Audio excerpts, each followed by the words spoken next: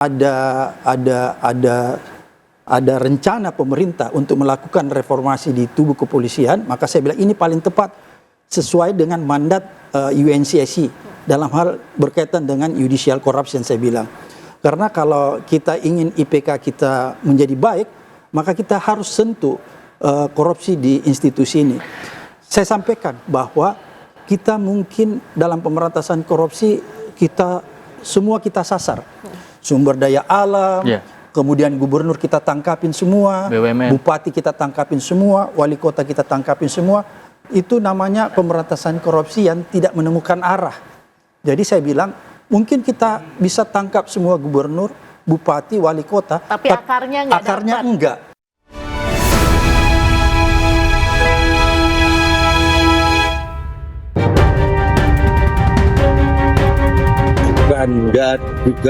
Bukan tokoh oposisi, tapi beliau bertemu dengan tokoh-tokoh nasional yang memiliki kepedulian di bidangnya masing-masing.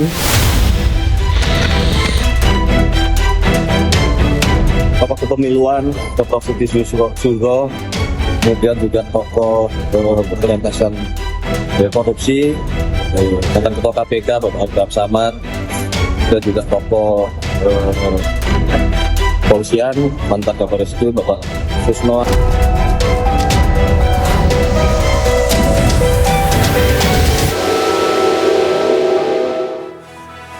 Anda kembali di Prime Show pemirsa, saya langsung ke Bang Abraham lagi.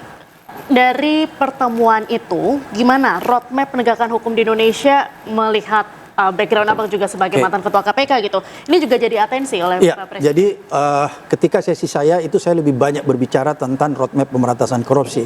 Karena memang sebelumnya saya sudah pernah diminta oleh Menhan untuk membuat roadmap pemberantasan korupsi yang diberikan kepada Pak Presiden, Pak Prabowo. Oleh karena itu kemarin sesinya saya menjelaskan tentang roadmap pemberantasan korupsi. Dan ketika itu Pak Prabowo menanyakan kepada saya, apa sih cara yang paling efektif untuk meningkatkan indeks persepsi korupsi kita?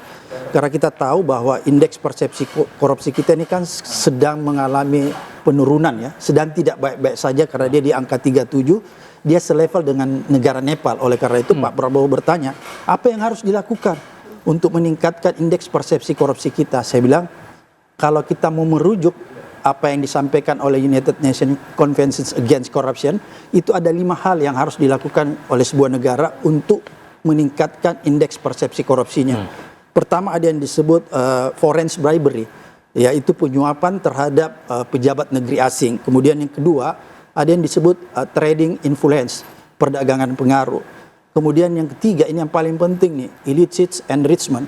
Ini peningkatan harta kekayaan penyelenggara negara yang berkaitan aset recovery. Jadi ketika kita ingin membuat undang-undang perampasan aset, ini yang harus kita rujuk. Kemudian yang keempat ada yang disebut commercial bribery, korupsi atau suap di sektor swasta. Dan yang terakhir, yang paling penting saya katakan sama Pak Presiden, yaitu judicial corruption. Di Indonesia gimana, Bang? Ya, inilah yang harus dilakukan karena menurut saya begini. Kalau selama ini pemberantasan korupsi kita itu hanya menyentuh permukaan, bukan akar permasalahan. Padahal kalau kita lihat apa yang disampaikan oleh UNCSC bahwa negara-negara seperti Indonesia, akar permasalahan korupsinya itu ada pada judicial corruption. Apa itu judicial corruption? Yaitu korupsi yang terjadi di aparat penegak hukum, polisi, jaksa, dan pengadilan. Kemudian pada saat saya sampaikan itu, Pak Prabowo menyampaikan, saya sudah menaikkan gaji hakim.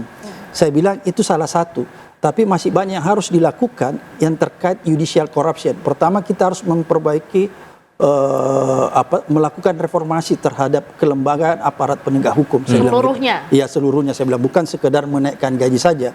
Oleh karena itu saya bilang, kalau sekarang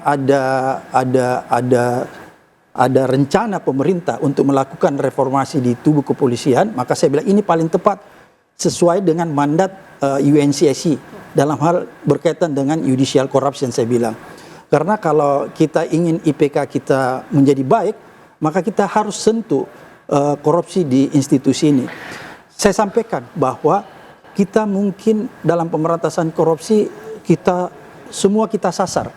Sumber daya alam, kemudian gubernur kita tangkapin semua, BUMN. bupati kita tangkapin semua, wali kota kita tangkapin semua. Itu namanya pemberantasan korupsi yang tidak menemukan arah. Jadi saya bilang, mungkin kita bisa tangkap semua gubernur, bupati, wali kota, Tapi akarnya nggak akarnya dapat. enggak. Dan itu tidak mempengaruhi indeks persepsi korupsi kita. Oleh karena itu saya bilang, kalau kita mau sampai ke akarnya dan IPK kita bagus, kita harus berani masuk ke yang namanya judicial corruption. Ini berkaitan dengan apa yang dilakukan presiden, yaitu melakukan penyelamatan sumber daya alam. Ini berkaitan korupsi di situ. Catatan Bapak terkait dengan kinerja KPK saat ini seperti apa? Ketika dia bertanya tentang KPK, saya bilang sebenarnya ada masalah dengan KPK. Apa masalahnya? Saya bilang karena pertama ketika di zaman Pak Jokowi undang-undang KPK itu direvisi tahun 2019. Saya bilang itu menyalahi dari UNCIC karena UNCIC ini kan kita sudah ratifikasi. Kita udah tanda tangan, oleh karena itu seharusnya kita harus merujuk. Di dalam UNCIC itu disyaratkan bahwa lembaga-lembaga anti korupsi yang ada di dunia, sifat kelembagaannya, eksistensi kelembagaannya, dia harus independen. Dia tidak boleh berada di bawah rumpun eksekutif seperti yang ada di Undang-Undang 2019 KPK sekarang, itu diletakkan di bawah rumpun eksekutif. Itu menyalahi aturan yang ada di UNCIC. Dia harus sifatnya independen. Walaupun di dalam Undang-Undang 2019 masalah tupoksi penegakan hukum itu tetap independen, ya kita akui. Tapi kedudukan lembaganya di Undang-Undang 2019 itu sudah berubah dari independen menjadi di bawah rumpun eksekutif. Saya bilang itu yang mempengaruhi juga. Itu yang pertama. Kemudian yang kedua saya bilang, kalau kita ingin konsisten memperbaiki KPK, kembalikan undang-undangnya seperti awal.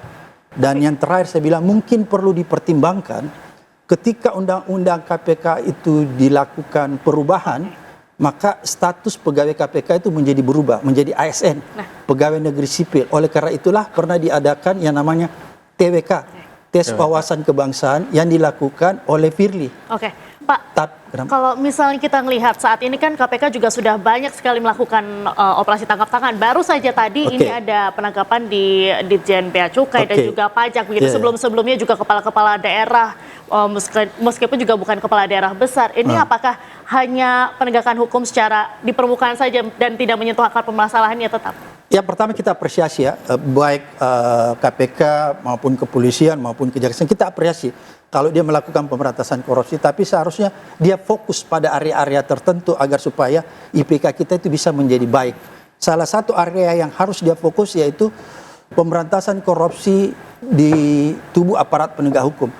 Contoh kemarin misalnya kita bisa melihat ya, cuma seorang pegawai di Mahkamah Agung itu bisa menerima suap sampai hampir 1 triliun, dia nyimpan duit di rumahnya dan emas. Bayangkan betapa bobroknya lembaga penegakan hukum kita. Belum lagi kita berbicara misalnya di kepolisian, di kejaksaan.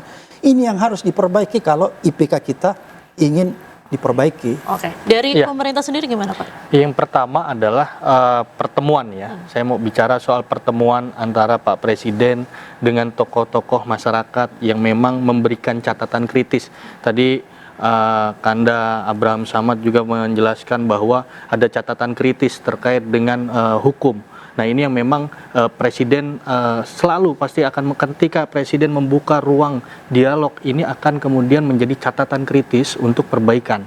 Bahkan tadi sudah disinggung terkait dengan bagaimana kebocoran di sumber daya alam ya, itu Pak Presiden 3 bulan setelah pelantikan itu ada namanya Satgas PKH, dan itu adalah dari kemudian penertiban kawasan hutan ya, PP nomor 5 tahun 2025 tadi itu sudah 4 juta hektar yang diambil oleh negara untuk kepentingan rakyat. Itu yang pertama. Dan dari situ pun sudah ada denda yang diberikan lebih dari 13 triliun yang di situ. Dan di 2026 ini target denda yang dari kebocoran anggaran terkait sumber daya alam ini 142,2 triliun. Nah, artinya apa? Artinya di sini kita bisa melihat bahwa banyak sekali persoalan-persoalan dari sumber daya alam, kemudian tadi ada kebobrokan ataupun ada persoalan kritis terkait dengan hukum, ada kasus-kasus yang melibatkan aparat penegak hukum yang ternyata terlibat dalam kasus korupsi.